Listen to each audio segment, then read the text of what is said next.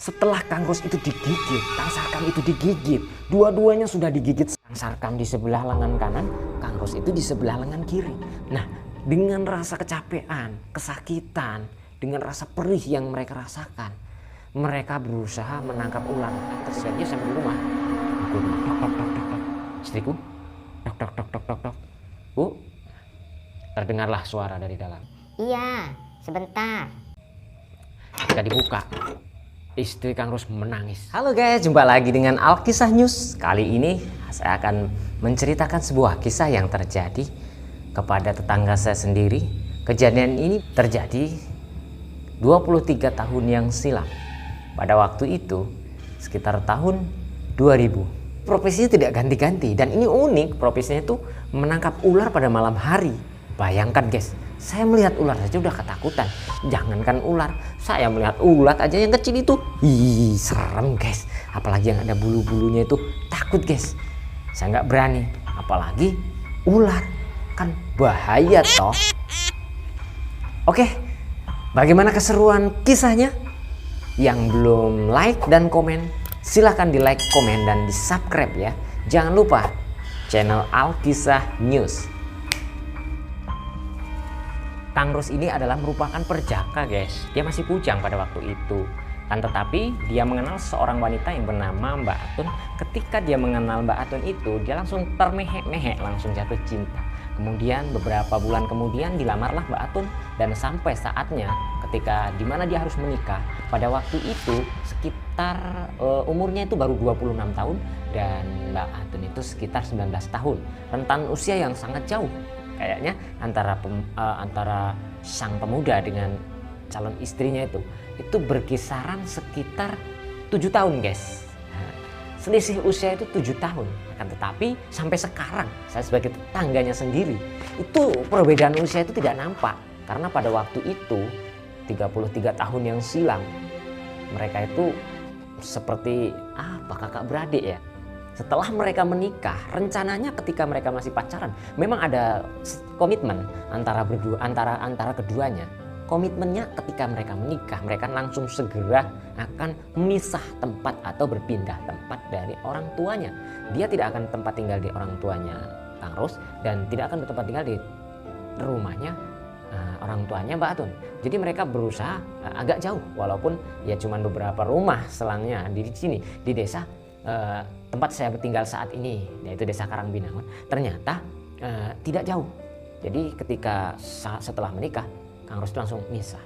Pada waktu itu Kang Ros itu pengantin baru, tahu sendiri ketika habis menikah segala macam kebutuhan pada waktu itu ditanggung oleh Kang Ros sendiri. Sementara orang tuanya itu tidak mempunyai harta yang banyak atau mempunyai harta yang berlebih. Akan tetapi adik-adiknya itu ada 6 orang. Mereka itu ada yang bersekolah, bahkan ada yang putus sekolah dan ada yang belum menikah. Pada waktu itu Kang Ros itu merupakan anak nomor 2. Yang di kakaknya namanya Kang Suin. Nah yang di bawah-bawahnya adiknya itu belum pada menikah. Inilah Kang Ros menikah jadi langsung misah. Jadi bayangkan kebutuhan Kang Ros itu sangat banyak. Setelah menikah sekitar setengah bulan mereka langsung pindah. Kemudian setelah mereka bertempat tinggal ya walaupun rumahnya itu sederhana, rumahnya itu kecil, akan tapi mereka merasakan kebahagiaan yang tersendiri. Itu Kang Ros sangat sedih karena beras mereka itu sudah hampir habis, tinggal satu canting. Satu canting itu, kaleng susu itu, takarannya zaman dulu itu takarannya kaleng susu. Dibuang kemudian dibersihkan untuk ngambil beras, untuk menakar beras.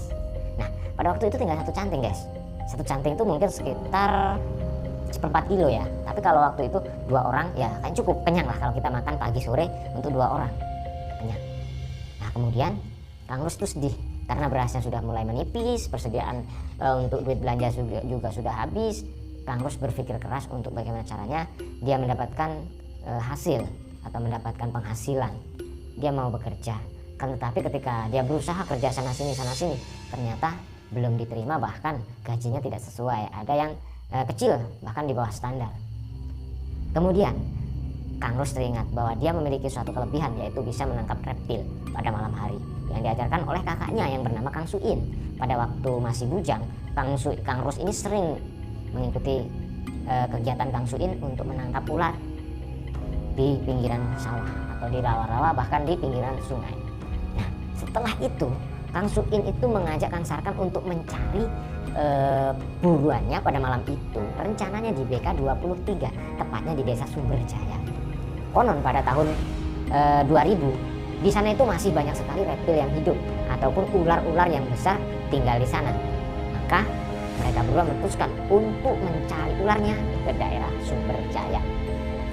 Setelah mereka berbincang-bincang, kemudian mereka sudah sepakat untuk mencari ularnya di desa Sumberjaya, maka mereka mempersiapkan segala sesuatunya. Pada pukul 16 sore mereka itu berangkat dari rumah dengan berbekal alat seadanya dan menggunakan motor butut. Motor waktu itu adalah motor legenda. Pada waktu itu legenda sudah ngetop lah ya, motornya udah bagus pada waktu itu.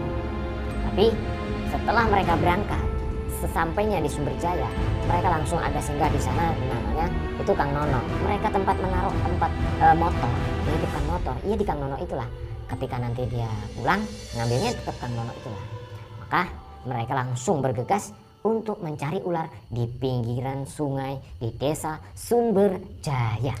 Setelah mereka berjalan sekitar 30 menit guys, ternyata tidak satupun ular dijumpai di areal sungai yang dilewati oleh Kang Rus dan Kang Sarkam. Setelah mereka merasa kecapean, ketika mereka mau berhenti sejenak untuk beristirahat di bawah pohon yang rindang dan sangat subur itu guys, ternyata Kang Rus mendengar suara gemercik air. Ternyata Kang Sarkam itu mengajak Kang Rus untuk beristirahat di bawah pohon tersebut. Namun Kang Rus menolak karena pohon tersebut terkenal dengan angkernya, terkenal dengan mistisnya, dan terkenal dengan penampakan-penampakan yang sudah pernah atau yang sering terjadi di pohon tersebut. Akan tetapi karena Kang Sarkam itu merasa kecapean, dia terpaksa mengajak Kang Rus, dan Kang Rus pun bersedia untuk beristirahat di bawah pohon tersebut. Padahal guys, di bawah pohon itu ada sebuah kuburan lama yang memang itu terjadinya korban, dan entah tahun berapa adanya kuburan itu. Pada saat itu ceritanya itu adalah kuburan orang Belanda. Tapi entah kebenarannya bagaimana, ternyata itu memang benar adanya. Setelah beristirahat beberapa menit kemudian, Kang Sarkam berlari karena melihat sesuatu yang melintas seperti seekor berang-berang ataupun ombaknya itu seperti ular. Tapi ketika didatangi, didekati di pinggir kali, ternyata benar ada ular, 2 ular yang melintas di dekat mereka istirahat itu. Ternyata ular yang sedang bercinta. Terus Kang Rus itu berlari menghampiri Kang Sarkam. Kemudian Kang Sarkam terjun ke sungai, berusaha untuk menangkap 2 ekor ular yang lagi bercinta tersebut. Akan tetapi apalah daya, ular yang mereka tangkap itu sangatlah besar dan panjangnya ukurannya sekitar 5,5 meter dan diperkirakan bobotnya itu sekitar 70 kilo. Tetapi ketika Kang Sarkam melawan, berusaha menangkap ular tersebut, ketika ia memegang ekornya kemudian ditarik ke pinggir sungai, ke tepian sungai, Kang Rus pun berusaha membantu menangkap satu ekor yang lainnya. Akan tetapi Kang Rus tidak berhasil. Yang kecil sudah kabur duluan. Ternyata yang besar yang ketangkap sama Kang Sarkam. Namun siapa sangka guys, Kang Sarkam itu mendapat perlawanan dari ular tersebut, dan ular tersebut langsung menyerang Kang Sarkam. Tanpa basa-basi, Kang Sarkam pun panik.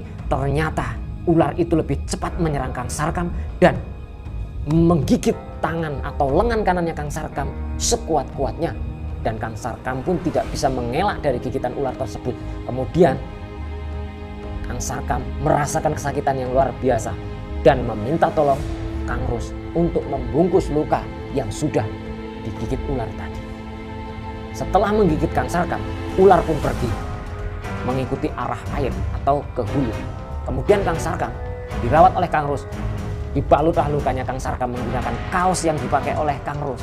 Disobek kemudian dibungkuskan, dibalutkan kepada lukanya Kang Sarkam tadi.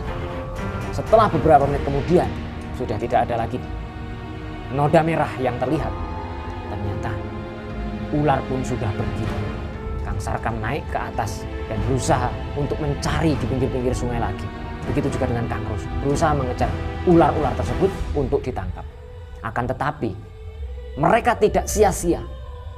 Perjuangan mengejar ular tersebut itu sungguh-sungguh membuahkan hasil. Mereka mendapatkan jejak ular tersebut dan kemudian Kang Sarkam langsung melihat ular yang menggigitnya tadi. Akan tetapi dengan luka yang sudah diderita oleh Kang Sarkam tidak mampu untuk menangkap ular lagi. Karena dia cedera, tangannya sudah cedera, dia hanya bisa membantu sebisanya. Yang menangkap itu adalah Kang Rus. Kemudian Kang Rus berlari dan terjun ke sungai. Kemudian ditangkaplah lagi seekor ular yang besar tadi. Ketika ditangkap, ular pun berusaha melawan lagi. Akan tetapi Kang Rus berhasil menaklukkan ganasnya ular tersebut. Kang Rus berhasil menangkap ekornya, kemudian ditali dengan menggunakan akar pohon beringin. Setelah tertangkap, Kang Rus pun merasa lega karena ular yang menggigit Kang Sarkam tadi sudah dia tangkap. Akan tetapi guys, apa yang terjadi setelah itu? Ketika Kang Rus itu sudah merasa senang, sudah merasa nyaman dengan ditalinya ular tersebut, Kang Rus berpikir ular itu tidak akan pergi dan aman di situ saja. Tetapi Kang Rus tidak sadar kalau dirinya sedang diintai oleh bahaya. Kang Rus berusaha ke tepian dan kembali beristirahat karena kecapean. Sudah mengejar ular, berusaha mengalahkan perlawanan ular. Setelah beberapa menit kemudian ternyata Kang Rus berhasil dan ternyata Kang Rus beristirahat untuk menghilangkan rasa capek dan lelahnya mengejar ular tersebut. Akan tetapi naas, ketika Kang Rus lagi beristirahat, dinyalakannya sebatang rokok. Ular pun terpancing dengan sinar korek yang dihidupkan oleh Kang Rus. Ternyata ular tersebut masih bisa menjangkau lengan kirinya Kang Rus. Karena ikatannya tadi itu tidak jauh dari tempat dia beristirahat, sekitar 5 meter dari ular tersebut. Kang Rus nyangka tidak akan sampai atau tidak bisa menjangkau Kang Rus ketika Kang Rus beristirahat di tempat itu. Akan tetapi Kang Rus mengalami kesialan yang sama dengan Kang Sarkam. Kang Rus pun digigit lengan sebelah kirinya sampai otot yang dalam ini sudah seperti mau putus. Ketika lukanya robek begitu dalam, ya, dagingnya pun terkelupas. Kang Rus panik. Darah itu berceceran kemana-mana. Noda merah yang ada di muka, di kepala, dan baju sudah tidak rupa lagi. Yang terlihat hanya warna merah pekat yang merupakan noda merah dari tangannya. Itu habis sekitar 100.000 biaya berobat. Nah, kemudian mereka itu pulang dan selamat sampai sekarang. Bahkan berbagai macam pemburuan malam sering mereka lakukan. Sekarang sudah menjadi kebiasaan. Itulah kejadian yang benar-benar terjadi pada waktu itu tahun 2000 dan sampai sekarang narasumbernya masih ada. Bagi yang belum jelas dengan cerita saya atau yang mau sharing atau yang mau mengirimi saya cerita, silahkan komen di bawah ya. Kemudian dukung channel ini, channel Alkisah News, biar tambah berkembang lagi dan semangat kami untuk memberikan sesuatu hal yang positif untuk Anda semua. Oke, baiklah, terima kasih. Itu